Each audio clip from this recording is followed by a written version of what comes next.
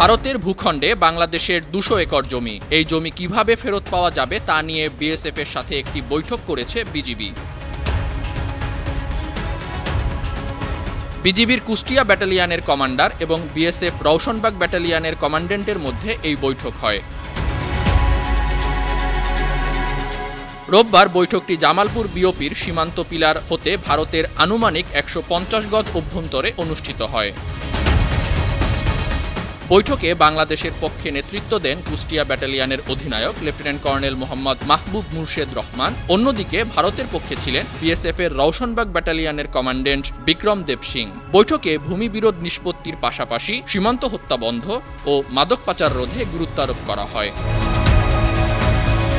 এ বিষয়ে কুষ্টিয়া ব্যাটালিয়নের অধিনায়ক lieutenant colonel Mohammad মাহবুব মুর্শেদ রহমান গণমাধ্যমের সাথে কথা বলেন। তিনি জানান, ভারতের অভ্যন্তরে বাংলাদেশের আনুমানিক ২০০ একর জমি আছে। অন্যদিকে বাংলাদেশের অভ্যন্তরে আছে ভারতের আনুমানিক ৪০ একর জমি। গত ১০ ফেব্রুয়ারি বিজিবি বিএসএফ এর মধ্যে একটি সিদ্ধান্ত গ্রহণ করা হয়। সেই সিদ্ধান্ত অনুযায়ী আগামী অক্টোবর মাসে উভয় দেশের সার্ভেয়ার এবং বিজিবি বিএসএফ এর উপস্থিতিতে পুনরায় জরিপ করা হবে। জরিপের পর জমির প্রকৃত মালিকদের নিকট হস্তান্তর করতে উভয় ব্যাটালিয়ন কমান্ডাররা একমত পোষণ করেন।